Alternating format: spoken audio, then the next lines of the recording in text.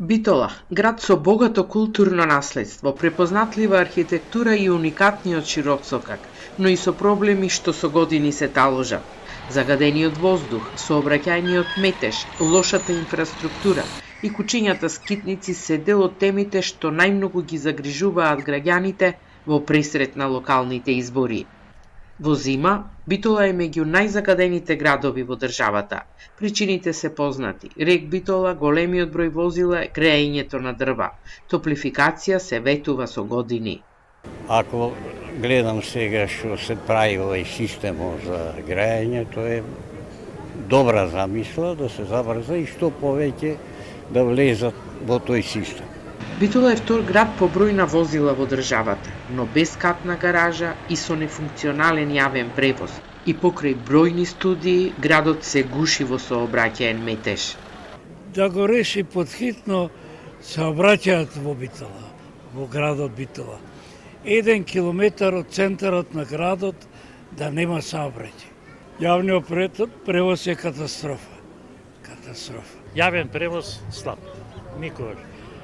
Време нема на тргнување, на стигнување. Реконструкциите на улиците траат со месеци, но за кратко време пропаѓаат.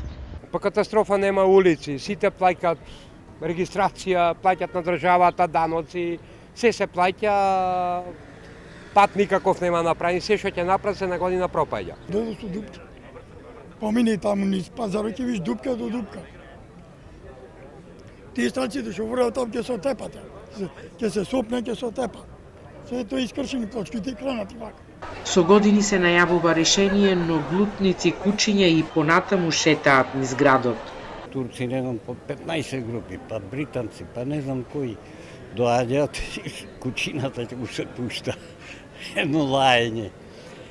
Тоа е, мислам, едно што би можело поле на кој што не треба многу вложување, малку унтре. Катастрофа, кучиња има по 50, по 30 се збират и луѓето ги напаѓаат. Младите се надеваат на поголема отвореност и подобро образование за да не заминуваат во странство. Тоа сакаш еве ти да се подобри, ти пречи нешто? Па само да се подобри културата на народот и малце да бидеме поотворени, да не бидеме затворени, значи да. Може би тоа да биде европски град? Може, зашто да не. Што сакате подобро да биде? Образованието да биде подобро на повисок левел малце. Така, друго? Во тоа гледам некои курсеви нешто да се организираат повеќе за младите, за да се оди напред, а не сите да одат во странство да работат. Повозрасните пак чекаат ред за место во старски дом. Пензионерски дом, старски дом. Ете тоа, поќе тоа. Се чека ред. 60 души треба да починат па да дојдеш на ред. Јас не сум уште за таму, ма примери со своји роднини дека нема место. Дел од граѓаните се уште се надеваат. Дел пак изгубиле надеж дека работите ќе се придвижат. Обечват, а не пред ништо. Обечват, не пред ништо. Можат да се решат сите овие проблеми? Може.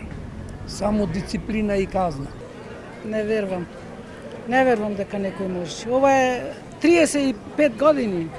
Натрупано. По 3 децени и стагнација, битолчани очекуваат конкретни решенија. Почист воздух, функционален јавен превоз, чисти улици и безбедна средина. Ќе успее ли новата локална власт да ја оправда довербата и да го врати сјајот на Битола?